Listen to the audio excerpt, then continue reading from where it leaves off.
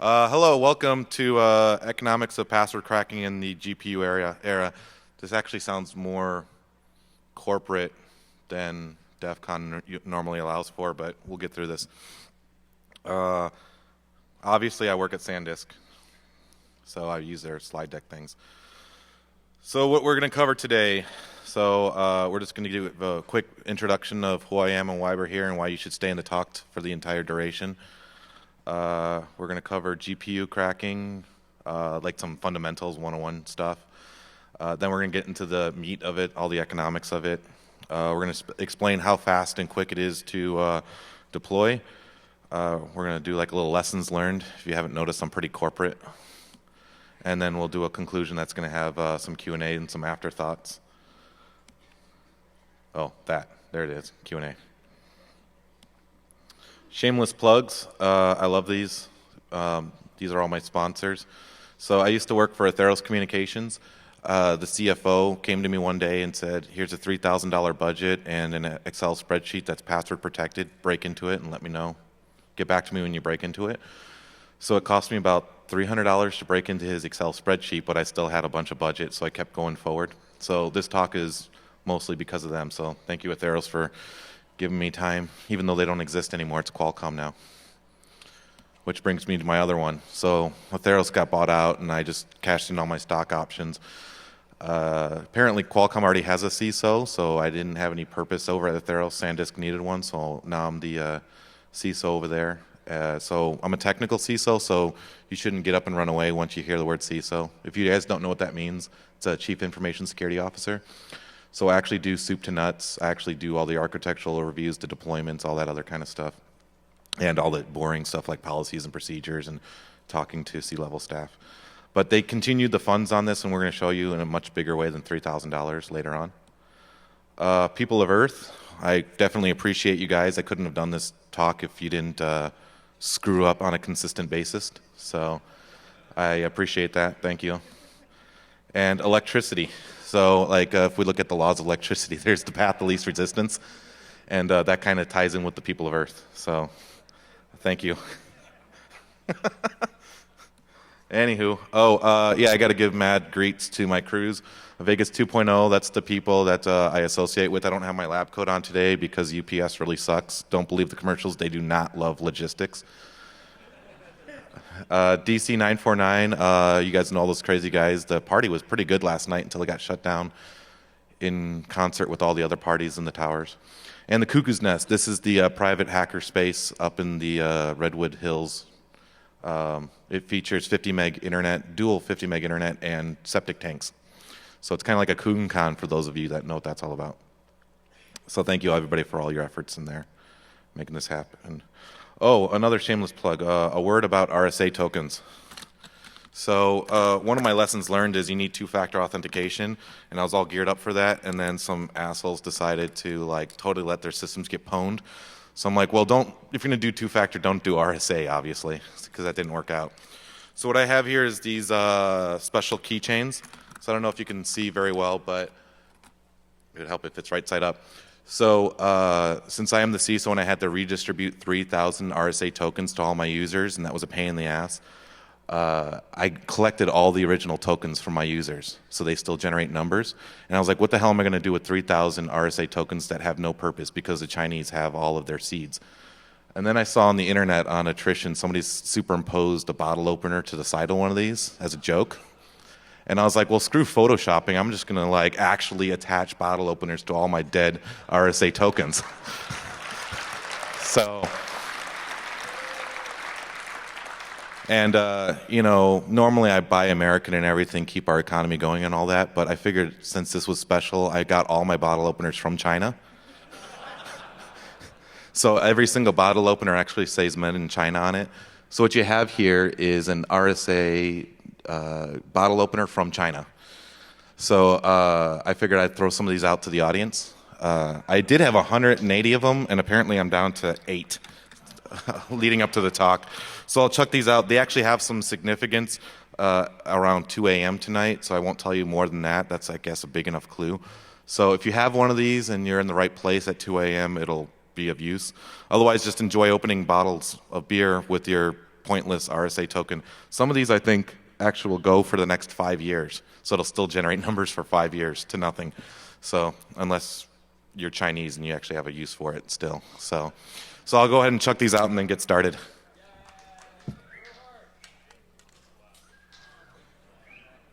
Where are you, Matt?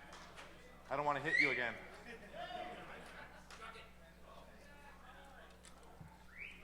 Oh, I almost got her. I mean...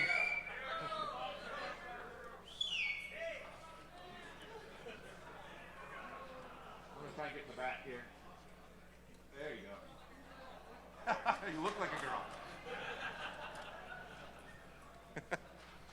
Oh, one more.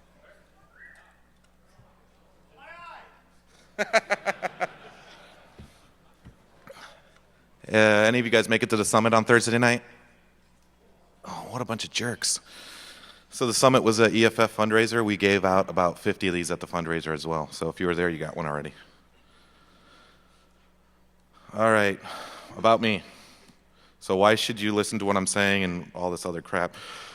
So I got 4 years of credit card security. You may remember me from DEFCON 11 through 13. I did some talks on how to steal credit cards from merchants directly.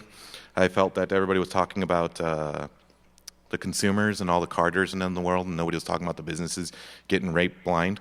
So I talked about that for about 3 years. I developed IDPS technology into code, so for websites that are self-healing, and they detect when people are doing evil stuff and go into an offensive mode for the Department of Energy, which they loved it and let me research that for 3 years and then scrapped it. So if you want to FOIA that, it's actually some interesting stuff. And for the last 2 years, I've been doing a lot of GPU password cracking stuff. All the suit and tie crap, I've been doing IT security for 12 years. I've been in development roles, research roles, SOC analyst roles, incident response roles, tactical, red team, tiger team, red versus blue, fill in the blank, and a bunch of holistic crap like policies and procedures and training and yearly refreshers and all that other stupid junk that you don't care about here. And the private hack space. So we have trees and servers to muse over. So it's in the middle of the redwood forest. There's about 15 trees and about, I think we're up to 48 terabytes of storage out there, just doing cool stuff. So if you're in the Bay Area and you want to go to this crazy forest resort hack space, just give me a ring. Okay, now what you actually came here for. So sorry about all the SanDisk slide things. So what is general computing? So there's a thing that people say they get confused with GPUs and general computing. So general computing just means that you have a whole bunch of tools in your arsenal. So that's where OpenCL comes in. So OpenCL is supposed to say you can program for the platform. So if you say, okay, do you have a GPU? If yes, I'm going to do stuff using your GPU. If no, do you have SSE2 instructions? If yes, I'll use that. And it'll just kind of keep going down and down. But it looks for preferential devices. So that way you don't have to sit there and, like, CUDA really sucks because you can only do mapping routines with CUDA and nothing else. You can't say, try and do SSE3, which is not as fast, but it's still useful. And that's why a lot of people are migrating from NVIDIA to ATI cards. And there's some other things involved with that, but we'll get into that. What is the current state of general computing and high-performance computing? So the top 500, it turns out that of the 100 of the top 500 that topped the list, about 80 of those now top the list because they have graphics processing units or general-purpose graphics processing units, which are mostly the Tesla 2050s. So we're actually seeing that, like, every time that list gets republished, it just gets decimated with more GPUs. So if anybody's wondering if GPUs are going to really stay or if they're just like a passe thing or in vogue right now, it'll be passe later, I don't think so. I think everything's going to move over to GPUs.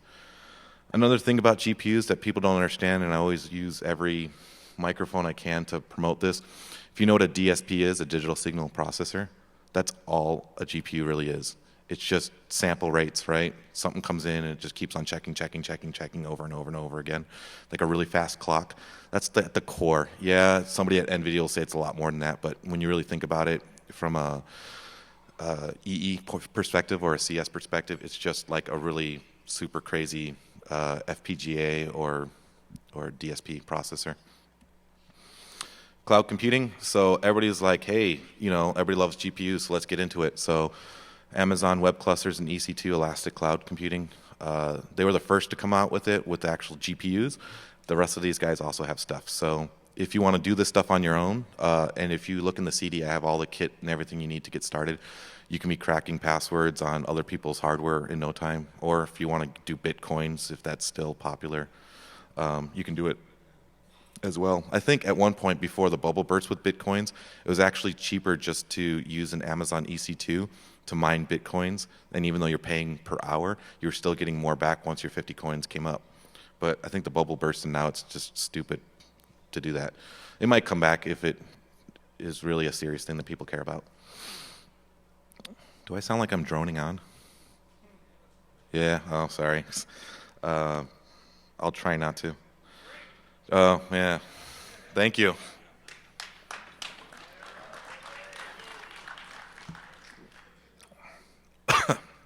That was dumb.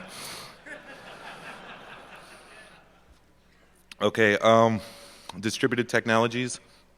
So you got distributed.net, folding at home, SETI at home, and Bitcoins. And according to the Crack Me If You Can guys, there actually will be a distributed password cracking pretty soon. I don't know if I was supposed to say it to this many people. Oops, you'll get over it. Oh, they'll get over it. But that's coming soon. I think that's the crux. Like, if we look at what we're doing with password cracking, that, to me, is like the holy grail. Like, once that happens, like, if you don't have two-factor, you're dead. It's just not happening anymore. So let's get into actual GPU cracking. So the hardware, like, I had to catch myself up on all this once he gave me $3,000. So this is the main ones out there. If you want to buy the top of the line thing for your Bitcoins or GPU password cracking, on the NVIDIA side, you want to use the GTX 590. All they really said was it's the same thing as the GTX 250 series. They said, well, we couldn't figure out 260. Thank you, sir. No. You don't even know what I'm talking about. Shut up. So the 260s, what they did was said, we have a processor and we don't know quite yet how to make it faster, so let's just put 2 GPUs on one card and just say it's double the speed. That's all the 590 is. It's just 2 580s crammed onto one card. So when they say 1024 cores, it's really 512 cores per GPU. So when you're doing cracking, it actually breaks it out. You actually see 2 GPUs actually crunching your numbers, not one. So that's a little bit of a issue. And so we have here, it says times 8 cells. So it's just like the PS3, right? They say that they have the cell processing, so each core has 8 cells. It's the same technology because NVIDIA is the one that uses that for the PS3. So there's a real problem with this, and we'll get into that later. So even though you have 8,192 streams, we'll quote that, it still doesn't compete with Radeon's HD 5870, which is 1,600 cores. And there's a 5970, which they did the same thing as the 590. They just said 1,600 plus 1,600. So you just have to have a really big-ass power supply to handle one card.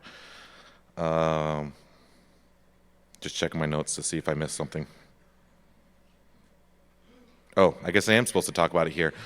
So why does everybody switch over when you think of Bitcoins? I'm just going to keep referring to that because everybody knows that. They like money, and they like to switch to stuff that works. So NVIDIA won out of the gate as far as cracking passwords and Bitcoins and all these other things because they had the CUDA. And CUDA is just this development environment. They had a lot of examples, a lot of free tech nets, a lot of webcasts, all this stuff. So everybody was able to hit the ground running. And ATI had this thing called StreamKit. And StreamKit was just this gaudy, kludgy piece of crap with not really good documentation. So all the developers said, well, NVIDIA is a pretty solid company and stable, and CUDA is pretty well documented. We're going to start doing that. But what people found out later on, especially when ATI started promoting OpenCL, is that you actually get a lot more performance out of the Radeons. And the reason why is it's the CISC versus RISC argument, right? So CISC has all these predetermined processes. You just send it in like SSE2 and all this other stuff in MMX. So you just tell it to do one thing, one instruction, and that instruction knows to do 15 others that are pre-programmed. Radeon is just like why everybody loved the 68K processor on the PowerPC side for the longest time. It was, well, as long as you're willing to code it, it's going to be more efficient and faster and actually get better performance. So when you look and you actually do a map function on a CUDA, it's going to look at 512 cores, and it's going to do a map across 512 cores as if they were streams. So you're only using 1 cell per core instead of all 8 cells. Now, just because you're not a good programmer or you just really don't understand CUDA. Now OpenCL said, we don't care. As long as it's a stream, you can address it. So now you're writing the same exact code in OpenCL, and you're saying, go across 1,600 cores and do 1,600 process map functions simultaneously. So that's a lot faster than 512 map functions. So that's why it's important to kind of point that out of why ATI, and this is getting to like a really bits and bytes level, why ATI is better than NVIDIA, not because their logo is red and the other one is green, but that's why everybody's moving over.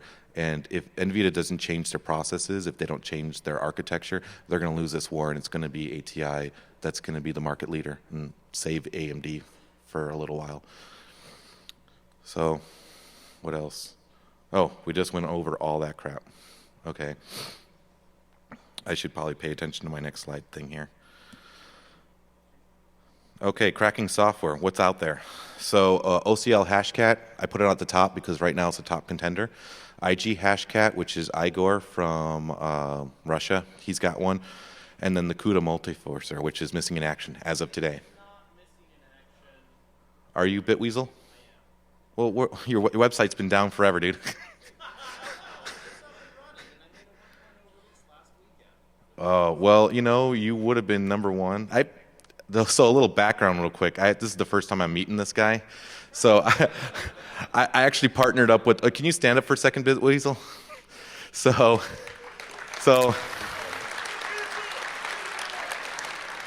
this is a funny story. While I'm at Atheros, I am not a CUDA programmer, and I need to find a CUDA programmer, and I had the $3,000 budget. So I call up Bitweasel and I say, if I just buy you a bunch of brand new cards, can you do some exclusive programming, or at least stave off the code to other people and just give it to me early? And he said, sure, no problem. Next thing you know, I drop shipped a couple of video cards so that he can get the multi-card thing going. And everything's happy-go-lucky, and then all of a sudden the website was missing for 2 months when I was making these slides. And I'm like, what happened to Bitweasel? And apparently, I don't know, you were on a drunken stupor or something? No, actually, it was a server that I tried to upgrade the Ubuntu release on remotely, and that didn't work. So, a server failure. So you can write CUDA programming, but you can't keep a server up. Let's see. All right. So as of right now, you're in third place behind these guys as far as your efficiency in your algorithm. So, and I'm kind of an asshole that way. I don't mind saying that right directly to you. So, and actually my slides actually show you still ahead, but I didn't revise them yet. But, well, good. Maybe later on this weekend I can do some joint stuff with him and show you guys the most efficient code. So CUDA Multiforcer comes pre-packaged on Backtrack 4. Is it also on 5? Is Pure Hate in the room? Are you auditing mine and seeing if I'm full of shit or not? No, I guess not. Speaking of which, is F5 here? Or F9? Please step to the front, please. That was redundant. So she's part of the scavenger hunt, and I'm supposed to give her a lot of shit, otherwise Civiac will bust my balls. So if you can just sit up here with me. Don't worry, I put on deodorant this morning. Thank you. Anyways, so CUDA Multiforcer, this is the one I started off with, and this is the one I was able to actually crack a shit ton of passwords with, so thank you for that, Bitweasel.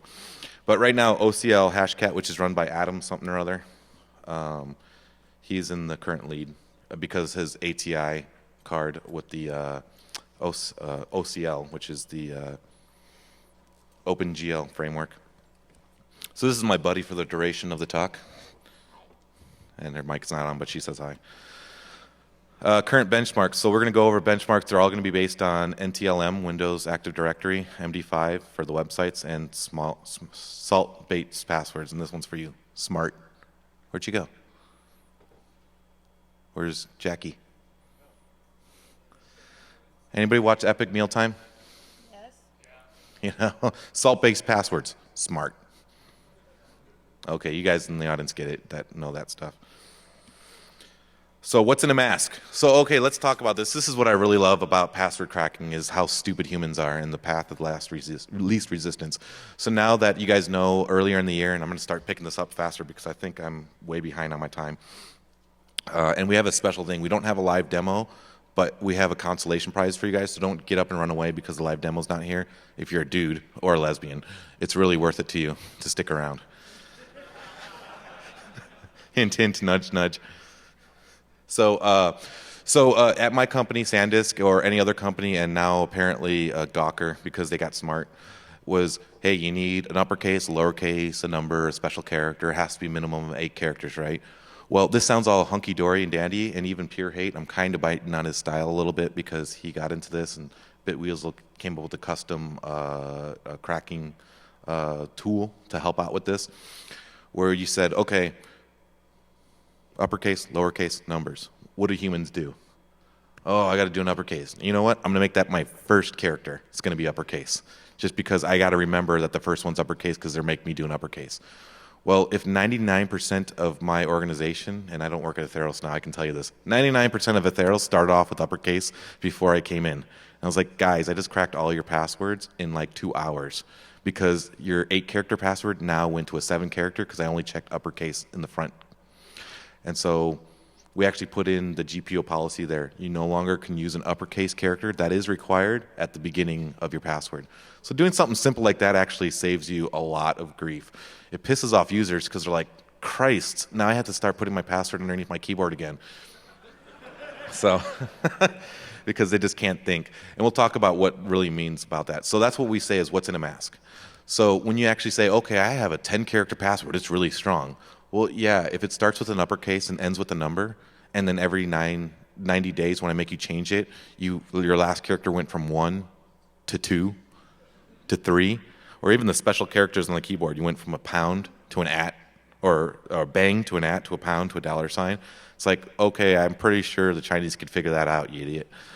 So we actually had to put all these really specially crafted GPO rules in to kind of combat this kind of natural path of least resistance of users. So that mask, so you can say, okay, we're cracking passwords, we're doing brute force, yada, yada, yada. It's taking forever. 8 characters takes 23 hours. That's a long time. You know, you can start using masks, and now 7 characters takes an hour and 15 minutes. Especially, and with the mask, your mileage varies. It may be about 8 hours to get every masked 7-character password, but that'll get 75% of your passwords. So if any of you are in the Crack Me If You Can contest, that's what we call in the business a clue. Okay? So, and they're probably like reeling over there like, what an asshole. He just told like 200 people how to break into our whole contest, but they'll get over it. So that gets into the passphrase concept. So, and interestingly enough, I was in India for 2 weeks trying to convince them to use better passwords, and they were scared that I was making them use 10 characters. And I said, well, you know what? Think of a passphrase, right? I only eat tandoori chicken on Saturdays, even when the wife complains. Yeah, now use the first letter of all those things, and you permutate I's for bang signs and A's for at signs and that sort of thing, and remember to put a capital letter in there somewhere. And suddenly you're just saying in your head, I only eat tandoori chicken on Saturdays, even when the wife complains. And you have a really, really complex password that you can just say in your head and just use the first letter and make sure you have permutations on some of those letters. And all of a sudden, that's a really freaking good idea, you know? So I think that's like the crux of everything. You can probably leave right now if you want to miss out on the lesbian action. That's really like the whole point of me being up on stage today. Two-factor and you. So you guys all got your cool passes to that thing at 2 a.m. If you didn't, sorry. Oh, yeah, and there's a giggle there. We already talked about that. So I'm mad props to Google. I mean, you can love them or hate them, and maybe they're not doing evil, and maybe they are doing evil. Who knows? But they're the first email client that's public that gave away a free two-factor authentication option, and I use it. So even when I'm on my computers I use every day, I still use it just as a matter of course. It's just a really freaking good idea, you know, especially if they're giving it to you for free. So even in our organization, we're prepping everybody to do two-factor. And if you work at Qualcomm, any Qualcomm employees here that want to admit you work for Qualcomm, you guys all know that your VPN requires two-factor and all your other shit in-house requires two-factor, right? Nod your heads. Yeah, they're nodding their heads. Because Josh like just absolutely requires that over there. And he's like hardcore about the two-factor. And it's just a good idea, you know, and we'll talk about why that matters right now, actually. God, I've been drinking too much. Secure auth, this is actually, or semantic VIP. So I don't talk about RSA anymore as a good two-factor option just because like the Chinese just cut through them like butter. And they're probably doing it again as we speak. So semantic VIP, that's the old VeriSign two-factor authentication. That's saying, it's on your phone. So on your smartphones, you can have a two-factor here. And the thing I always tell people is, oh, you don't like two-factor authentication? Think about your smartphone, right? How often do you lose this versus your car keys? So go ahead, just keep this around, lose your car keys, and you have your second factor. So stop bitching about me making you carry around your phone that you're already carrying. So you can do that with semantic VIP. You can do it with RSA as well, but it's RSA, so. And my rep's going to get so mad at me if she's listening to this right now. Secure auth. Anybody have Chase banking online? You can admit it. Only one will admit that they use Chase. Come on, who had Washington Mutual? You're all poor bastards in here. I got Washington Mutual accounts or Chase now. So when you try and log into your account, it says, well, you have your number on file. Can I text message you a 4-digit code just to make sure it's you?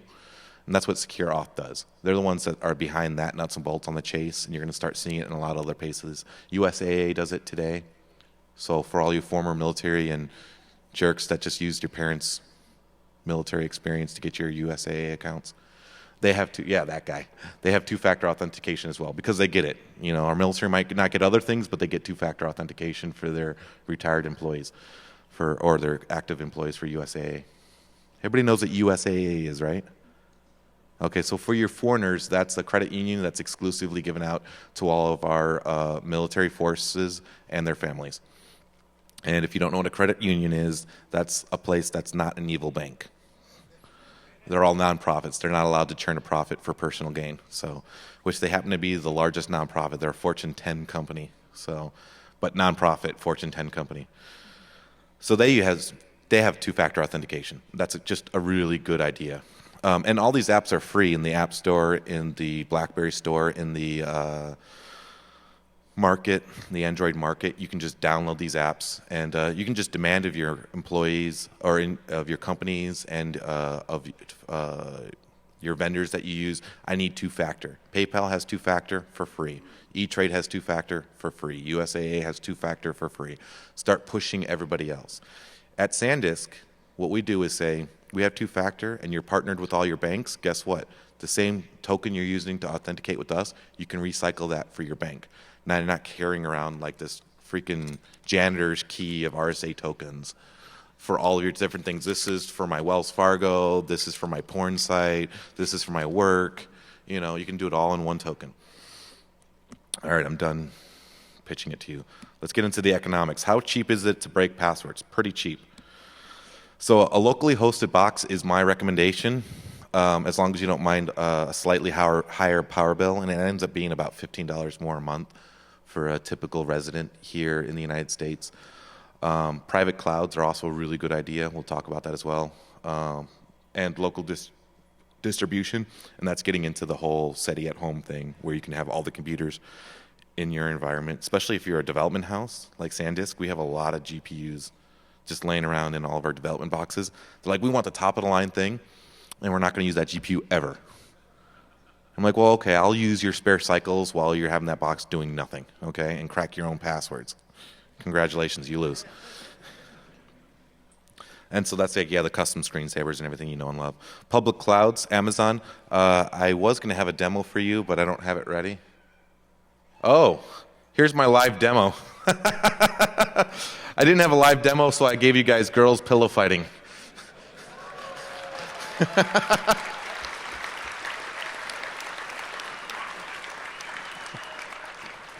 I think that's DJ Jackalope there, and that's Beer Betty there. Oh, you missed out on the lesbian part. Smart.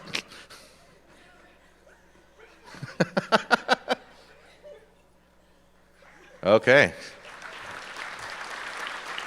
And there's your live demo of a girl's pillow fighting. If you have those RSA tokens, you'll see the encore production at 2 a.m. somewhere. Hint, hint, nudge, nudge. Oh, a word about last bit and Elcomsoft. It's definitely pound equals. So last bit is the exact same thing as Elcomsoft. Have you guys heard of these guys? Like on Wired and ArcSoft and all, or ArcSight and all them, they did these exposés on them about 18 months ago, and they said, hey, now you can pay somebody to do your password cracking with GPUs.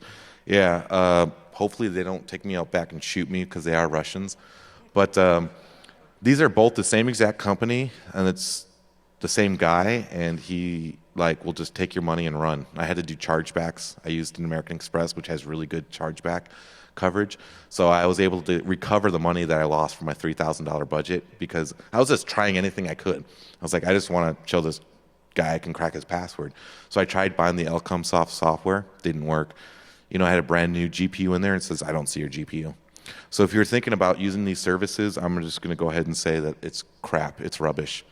So if you're thinking about it or you already purchased it, get your money back. And if you're in the room, guys, sorry, your stuff sucks. So the best thing I suggest is like a local box. You can do the Amazon Web Cluster, and this is how this works in my mind. If you got 10 days on your hand to crack a password and $3,000, just buy a local box. If you don't have 10 days, you need to have it done today, you do that vertical versus horizontal thing. You know, vertically it takes 10 days to crack a password, or you can just spend the same $3,000 and go horizontal and just get a crap ton of GPUs at Amazon and have them all cracking simultaneously, and you can have it done in about 23 hours. It's going to be the same $23,000 or $3,000. The only difference is on a single box, you did that once, and you can keep doing it again and again and again. It just takes 11 days for 8 passwords, as opposed to like I just have a project and I just need to crack something and move on with my life, and I'll never crack a password again. Then I would say just use Amazon. But if you're going to do it for, you know, checking the strength of your employees' passwords like I have to, you get a single box. And we'll show you what my box looks like in just a minute. And we said distributed, non-existent. Well, according to Crack Me If You Can, it will be existing pretty soon. And I want to work with them to do a Chrome/Firefox extension, so you can also do like distributed storage of cracked passwords. Who? I don't know about that. There's a GPU, CPU distributed password cracker called DURDA. I don't know. DURDANEL. Okay. Bitweasel is questioning your authority on this subject.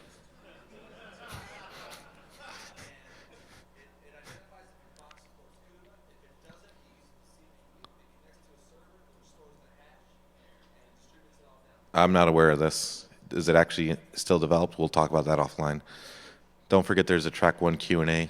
So I'm just droning on, I'm sorry. If you want to know more details, we can get into that in the Q&A. My thing says I'm good on time, but I'm still good on time. Where are you, goon, that's supposed to be monitoring me? 17 minutes, okay. Oh, here's like a really, I don't know how well you guys can see this up there. I know it was like really scrunched and everything.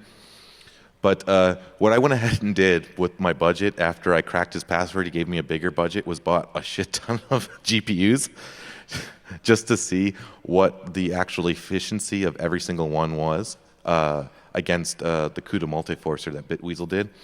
And I also did some just basic crunching. So if you look at this, this slide is in your CD, and you can actually go onto our website once it's up, cuckoosnest.net. It'll be live in 2 weeks.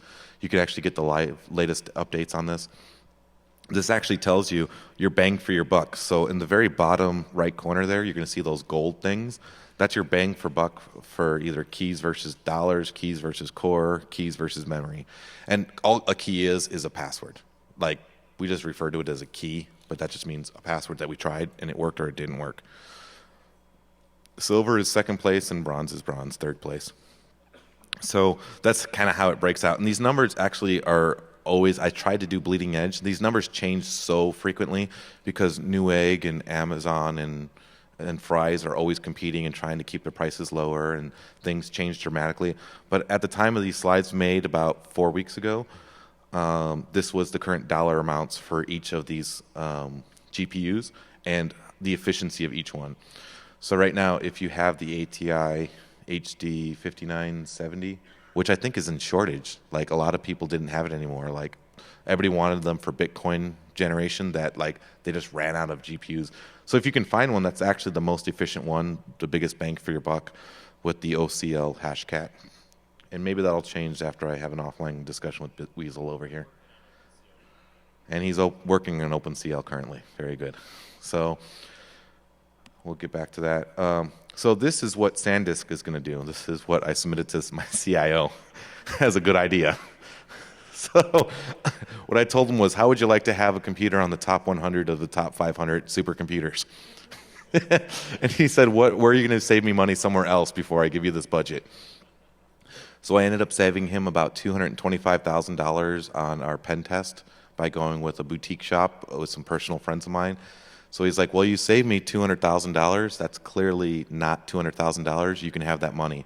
So hopefully by December, we'll actually have this live and working, and I'll actually be able to show you this live. I'm going to do a VPN in, maybe from ShmooCon or something like that, and actually show you 80 GPUs cracking 150 trillion passwords per second for $52,000. So yeah, the GPU count is 40, but that doesn't. It's actually 80 because, like I said before, the 59 or the GTX 590s are 2 GPUs each.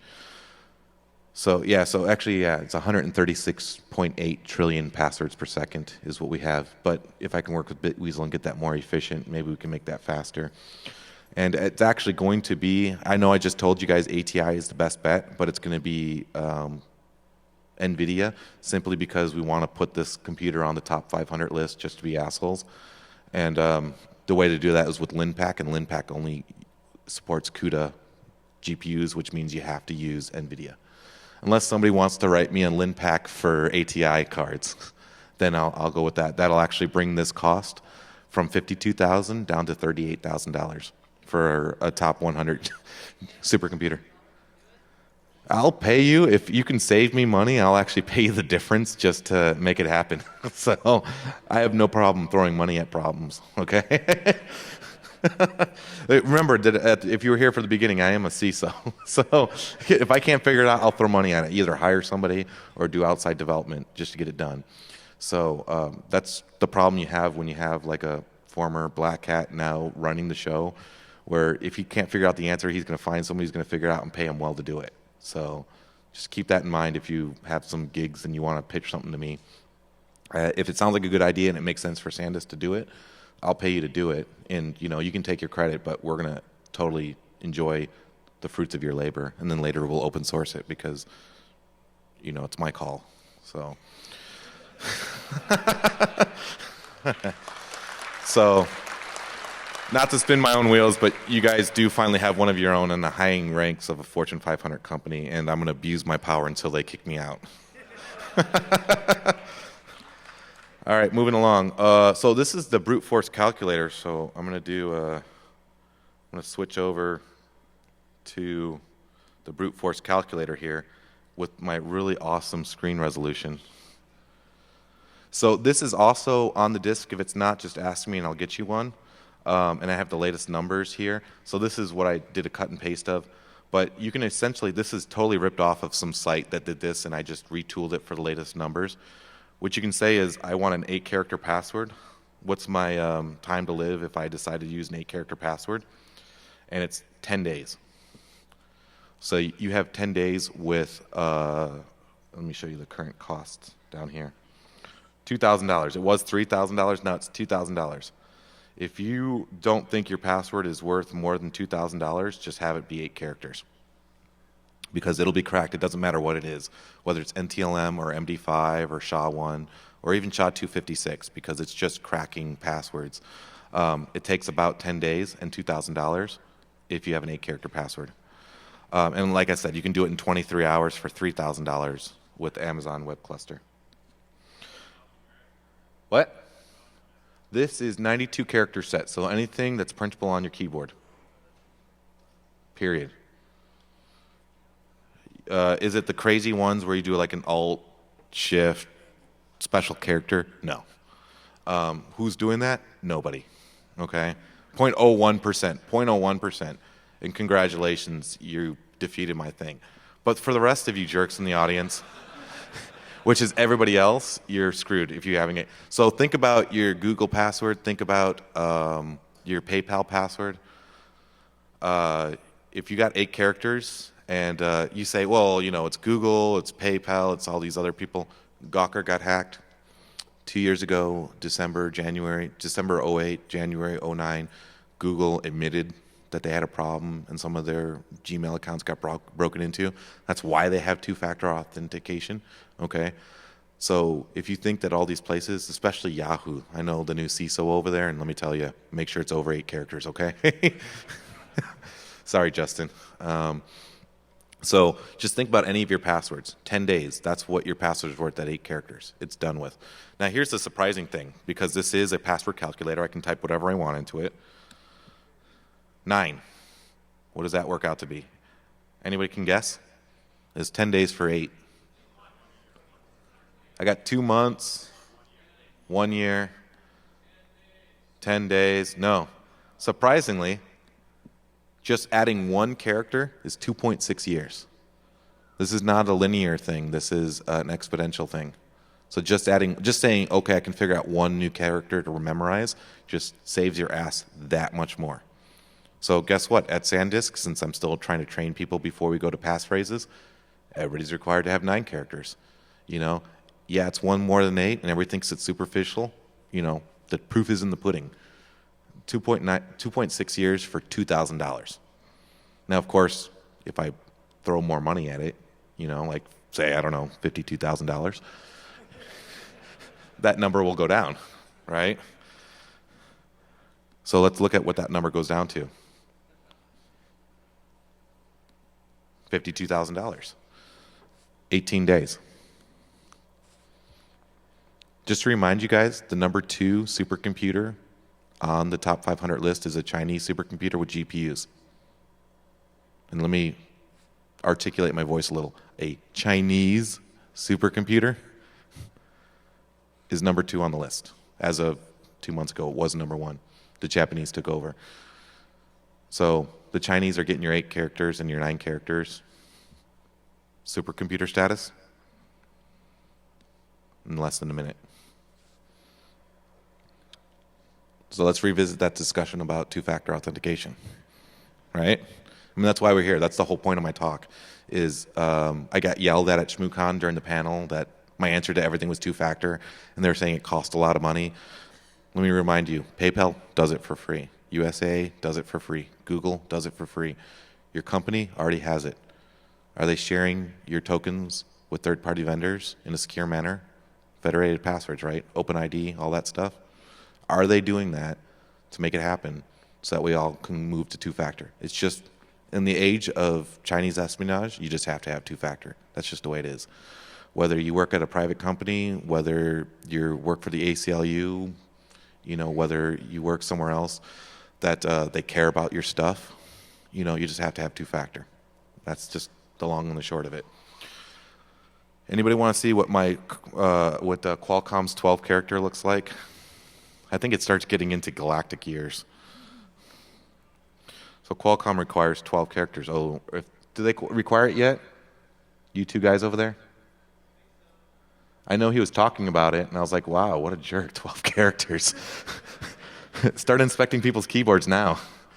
So you see it's all pounded out here already, right? So it gets into 0.01 galactic years. And yes, for all those curious, galactic years is a legitimate thing. But yeah, it takes 21,000 centuries. That's a long time. And how about those supercomputers in China? Yeah, for now, you're okay. But if you haven't noticed, with GPUs in the high-performance computing realm these days, guess what? Like 5 years ago, we were only doing 1 petabyte as the number 1 computer. We're now at 320 petabytes, or not petabytes, petaflops. Thank you. We're at 120 petaflops per second as the number 1 computer. So in just 5 years, we've just more than 100% growth in that field. So how long do you think that's going to last? So we have to start thinking about things like better salt, two-factor authentication, that sort of thing. I'm running really low on time, if not out of it, 5 minutes. I don't know how many more slides I have. I'm just going to buzz through these real quick. Yeah, we had a pillow fight instead of live demos. If you really want to know more about it. Oh, NTLM is dead, if you haven't heard. So if your Active Directory domain administrators are still using NTLM to do federated passwords back and forth, throw something heavy at them, preferably a brick, and tell them to move over to Kerbos. So yeah, and let's learn from Gawker, Sony, and others, or how I got F'd in the A with the D, right? I mean, that's not even federal prison. I mean, that's like burrito up the ass Mexican status right there. So, so I mean, you got to really think about it. Gawker, I mean, the guys that just pwned everybody in Silicon Valley got pwned themselves. So how many of you shared that password with all your other passwords? And you don't have to raise your hand. Just think about it in your head how dumb you were. Okay? So Sony, we all had our PlayStation Online accounts. We can all admit it. They said your credit cards weren't stolen. They were stolen. Come on, let's not joke ourselves. Your credit card wasn't stolen, but you get 1 free year of credit monitoring service. But don't worry, it wasn't stolen. Okay? And I do have some buddies over there, and they can eat a bag of something. So, and a little sidebar on that, like 2/3 of their security team actually got fired over that, because when they came back online and like 30 seconds later they got repwned, and they're like, oh, okay, I get it. You guys are all fired, So think about that when you guys got on for a minute and changed your password to the secure password that got pwned again, that you use for all your more secure things, So, I mean, that's really my big push for two-factor. So definitely, try and figure out multiple passwords. And this gets into the thing of password safes. Use a really good password, maybe even a two-factor authentication password for your iron key or other technologies that are out there. And then you can have some unruly 32-character long special character thing that you can cut and paste somewhere else. As long as you're not using that password to get into your password safe for all this other stuff, it makes a better sense to do that. And if it gets pwned and then there's these public lists that people can GPU password crack, like Gawker and Sony, you're not going to be that idiot that's got the 8-character password, right? So no offense, I keep on calling you guys idiots, and you came to my talk. And we just talked about that. Salting passwords. I was going to do what do you call it? Conan O'Brien. In the year 2000. There it is, yeah. I practiced that all year just to not do it. We will say, as far as that's concerned, like I said, supercomputers are only as exponential as we're seeing with GPU password crack, with the complexity of these passwords. So really think about that as far as what your passwords are, what your password policies are. Even if you're an individual contributor at your company, you can still come back and say, here's my password calculator. Don't listen to me because I'm just some schmo that you don't care about that's just doing all your grunt work. Listen to the calculator. It doesn't tell any lies. If you are a mover and a shaker in your company, make it happen. Start doing all these educational things. Show all these slides to the people in your company and say, no, this is how you're F'd in the A with the D, And I'll be quite frank with you guys, this is a SanDisk slide. I had this conversation with the C-level staff there, and I did not remove that out of this slide. I told, the CIO he's going to get F'd in the A with a D if he doesn't change his policies. That's how serious I am about it. And my point of coming up here and just babbling onto you guys is to kind of make you just as serious as I am. Quantum computing, when that happens, we all can just pack it up and go home, right?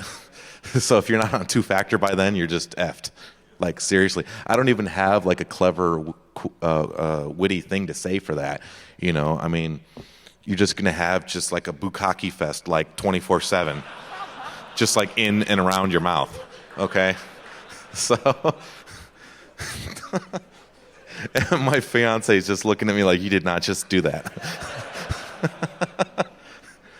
So, so think about that. And that's any second now, right? IBM and Toshiba and Samsung are on the verge of quantum. So think about that. Conclusion, questions and answers. I think, sorry, I can take, am I out of time already? Am I a jerk? Okay, I can take one question and then remind you guys that there's the Q&A track 1 near here, and you can ask me a bunch of more questions. Sorry that I just kind of carried on. So who's got the first hand for a question? That guy right there. Stand up. What's your name? Okay, his name is Skunkworks apparently because he can't listen to me. Skunkworks, what is your question? Application-specific integrated circuits. You're talking about FPGAs?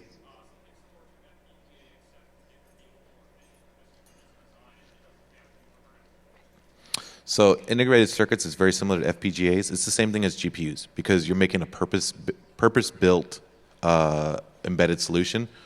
I think the costs right now are prohibitive for that. But later on, oh yeah. Thank you very much, everybody.